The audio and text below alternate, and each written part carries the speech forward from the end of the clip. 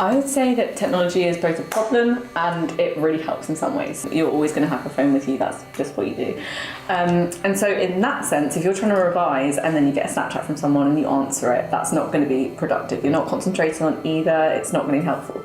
But I think it's so much more productive to, rather than just be like, right, I'm not going on my phone for the rest of the week, that's unrealistic, you're not going to be able to do that. So rather than just completely ban technology from your life, try and incorporate it into your revision. You're quite a lot more reliant on social media, I feel like, because especially apps like Twitter and Facebook, they're very good for finding out what's going on or any updates on how other students are feeling. Social media, I mean, you do have to have time to talk to your friends and stuff, so it's just about like making sure you prioritise and you know, set some time away for doing that, but not spending too much time. You can still talk to your friends, but just don't do it when you're supposed to be like revising. Or you can have like Quizlet, Memrise, Kahoot. There's so many different apps that like you can incorporate into your learning to try and actually involve technology, and rather than like keep them as separate worlds, join them together. And then so turn off the notifications from social media and maybe replace that notifications with things like calendar. So if you put into your calendar, rather than events, like a quote from a sociologist that you really need to remember, you're going to get a notification saying, oh yeah, this person, I remember that now. So the notifications coming up on your phone are things that you're learning rather than an Instagram or like a Snapchat. I used reminders on my phone, and then I'd set kind of times for when I would have to achieve certain things, or less kind of long-term deadlines, more just I'm going to plan the next day on my phone, so then at 9 o'clock I know I have to like do this and I'm going to have a break at this time, just so it's planned out. That's what I'd say. I think the sort of best thing about technology now, YouTube, when it comes to education, is it can make it an awful lot more fun, because you can get an awful lot of different perspectives on things, and there's so much more variety out there. Like, if there's one sort of small part of your subject that you're taking an interest in, then you can find 100 different people talking about 100 different things related to it. And if there's one sort of style of teaching which doesn't fit you, then you'll be able to find another one out there. You could find an awful lot of channels up there which would just be talking about different problems. And so maybe taking the sort of subject or the topics we learned at school, like sort of calculus and mechanics and statistics, but putting it into new contexts and giving you sort of harder and harder challenges. And I found that sort of helped me build a more of an interest in the subject, which made revising for it and revising for the actual exams an awful lot easier, because I'd sort of pushed myself that far. If you're saying this is like I'm revising during this time, and then you're on YouTube, just make sure the videos that you're watching are useful. So like, if I was trying to learn a physics concept or understand something I wasn't sure of, I'd use websites like 60 Symbols, like Khan Academy. And sometimes it's good if it's not directly specification linked, like sometimes stuff like Numberphile. It just kind of makes you think about the kind of wider aspects of that subject. So much about exams is about setting yourself out from the crowd.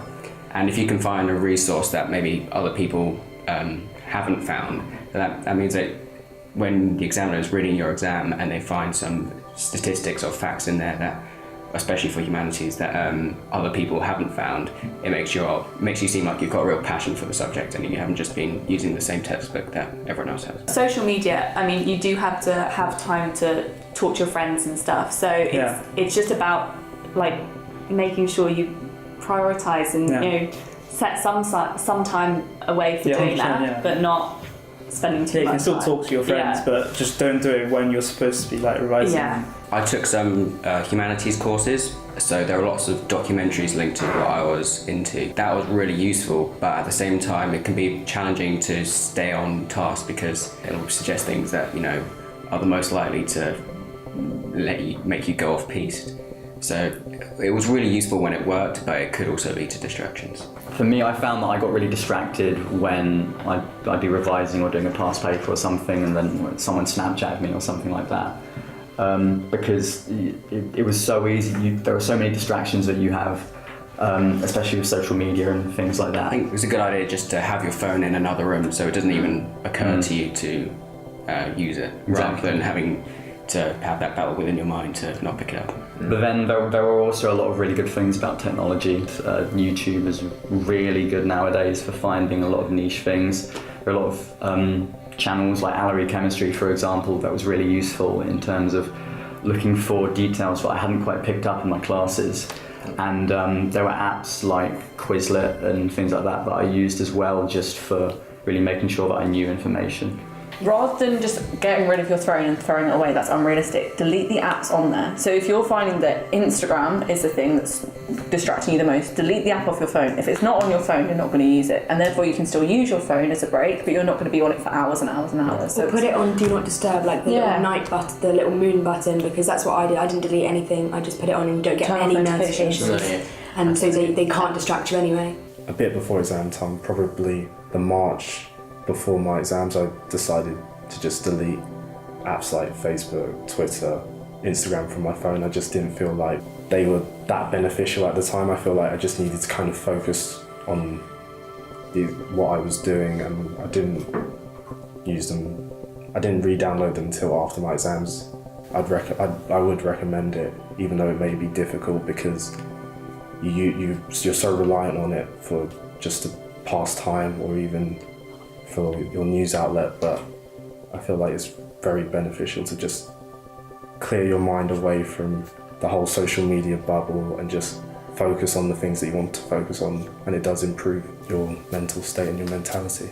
There's just too many apps, and just it just got in the way. For me, it did get in the way of some like revision, like procrastination, 100%. Yeah, definitely procrastination. I think it depends what kind of technology. I'd say mobile phones, people were deleting apps, people were changing their phones from their normal iPhones or Samsungs and going to like their old brick phones where they only had their number and texting, because it's just so much distraction, all the apps, social media. Yeah, that may seem really, really weird. Like if we were talking definitely. But like it's just such an important thing to do. It's only like 4 or 5 months without a phone, and then after that, and it's all worth it. It's just trying to prioritise like what is useful in technology, the Quizlet, the Memrise, some people find that really useful, and obviously Snapchat, Instagram, not so much. Yeah, no.